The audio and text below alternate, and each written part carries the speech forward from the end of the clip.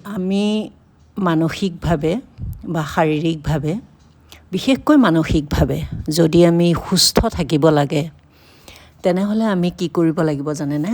আধা ঘণ্টা আমাৰ সময় আমি যিকোনো প্ৰকাৰে উলিয়াই আমি সেই আধা ঘণ্টা সময় আমি নেচাৰৰ লগত থাকিব লাগে, প্ৰকৃতিৰ লগত।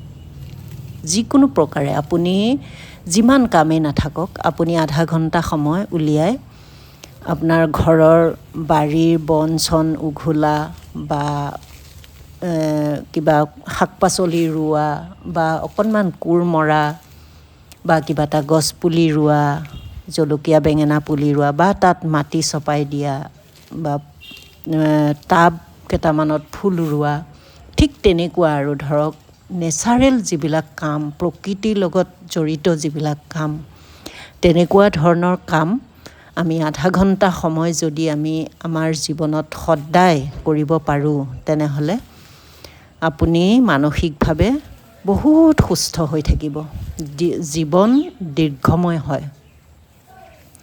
সেইকাৰণে যিবিলাক মানুহে এই প্ৰকৃতিৰ লগত কাম কৰি থাকে, হাল বোৱা, ধান ৰোৱা, ধান কটা, এইবিলাক কাম কৰে, তেওঁলোকৰ কি হয় মাইণ্ডটো খুব ষ্ট্ৰং হয়। আপুনি চাব যিসকল খেতিয়কসকলৰ মাইণ্ডবিলাক কিমান ষ্ট্ৰং আৰু পজিটিভ, তেওঁলোকৰ মনবিলাকত কিমান ফূৰ্তি থাকে, আনন্দ থাকে মনৰ ভিতৰত। চাবচোন আপুনি এজন ডাঙৰ চাকৰি কৰা মানুহ চাব আৰু এজন খেতিয়ক চাব, খেতিয়কজনে কিমান মনটো আনন্দত ৰাখিব পাৰে, কিন্তু এজন ডাঙৰ চাকৰি কৰা মানুহে কেতিয়াও মনটো কিন্তু খেতিয়কজনৰ নিচিনা আনন্দত ৰাখিব নোৱাৰে।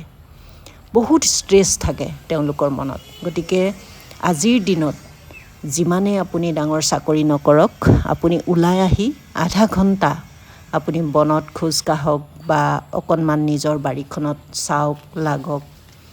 মই তেনেকৈ সময়টো আধা ঘণ্টামান সময় পাৰ কৰি খুব ভাল লাগে। এয়া ঘৰৰ বাৰীৰ এজোপা অমিতাজোপা চাওকচোন কেনেকুৱা আচৰিত ধৰণে লাগিছে। বহুত দীঘল দীঘল ঠাৰি ওলাই ওলাই অমিতাজোপা লাগিছে।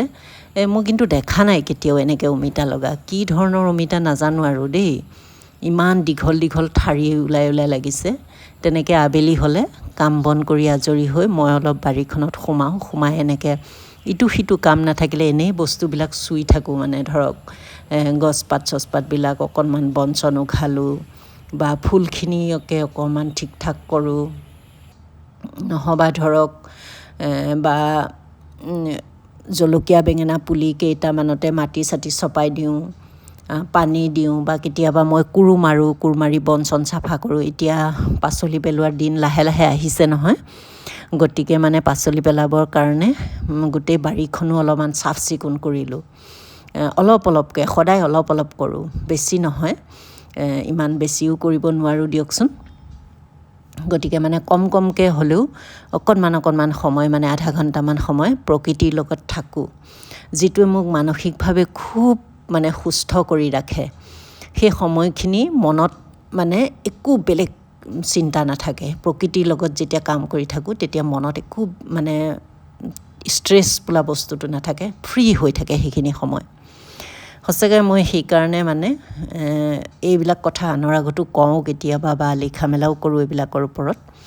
আৰু যিসকলে মোৰ ভিডিঅ' চাই মই তেওঁলোককো কৈছোঁ, আপোনালোকেও যিমানেই কাম নাথাকক বা আপোনালোকৰ অফিচিয়েল কাম হওক, ঘৰুৱা কাম হওক বা সামাজিক কাম হওক, যি কাম নহওক, আপোনালোকে যিকোনো প্ৰকাৰে সময় উলিয়াই আধা ঘণ্টা সময় হয় আপোনালোকৰ ফুলনিখনতে অলপ কাম কৰিব, নহয় অকণমান কোৰ মাৰিব।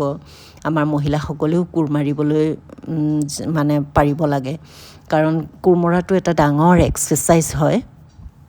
ঘাম ওলাই যায় শৰীৰৰ পৰা। আবেলি যেতিয়া কোৰ মাৰি অকণমান মাটিবিলাক চহাই দিওঁ তেতিয়া কি হয়, গধূলি কিবা ভাতকেইটা খাবলৈ ইমান ভাল লাগে, খাবৰ মন যায়। এনেই ধৰক কাম চাম নকৰিলে ভাত খাবলৈ ইমান এটা ইচ্ছা নাযায়, কিন্তু যেতিয়া কাম কৰা যায় আবেলি তেনেকুৱা, তেতিয়া ভাতকেইটা খাই কিবা এটা খুব ভাল লাগে। সেইকাৰণে আপোনালোককো কৈছোঁ, আপোনালোকেও নিজক সুস্থ কৰি ৰাখিবৰ কাৰণে এনেধৰণৰ মানে সৰু সুৰা কামবিলাক নিজেই বাছি ল'ব আৰু কৰিব নিজে। এয়া মই আপোনালোকক মানে ধৰক অনুৰোধ কৰিছোঁ, মই একো উপদেশ দিয়া নাই। সেই তেনেকৈ সৰু সুৰা ফুলবিলাকো এনেকৈ মানে পাত ফুল আৰু যিবিলাক পাতাবাহাৰ কয় এনেকুৱাবিলাককে ৰুই লৈছোঁ। ছিজন ফ্লাৱাৰটো সদায় নাথাকে, এইবিলাককে অলপমান চাই চিতি খুচৰি মুচৰি অকণমান মানে মনটোক সবল কৰিব বিচাৰোঁ। সেয়া আৰু তাৰে এটা ভিডিঅ' আপোনালোকলৈ আগবঢ়ালোঁ। আৰু কেতিয়াবা এনেকৈও নহয়, মই ধৰক আমাৰ পুখুৰী এটা আছে সেইফালেও যাওঁ, তেনেকৈও মাছক মুড়ি চুৰি দিওঁ, তেনেকৈও ভাল লাগে। আৰু আজিৰ ভিডিঅ'টো মই ইমানতে সামৰিলোঁ। নতুন এটা ভিডিঅ'ৰে আপোনালোকক লগ পোৱাৰ আশাৰে আজিলৈ আহোঁ। আপোনালোক সকলো ভালে থাকক, সুস্থ থাকক, আনন্দত থাকক।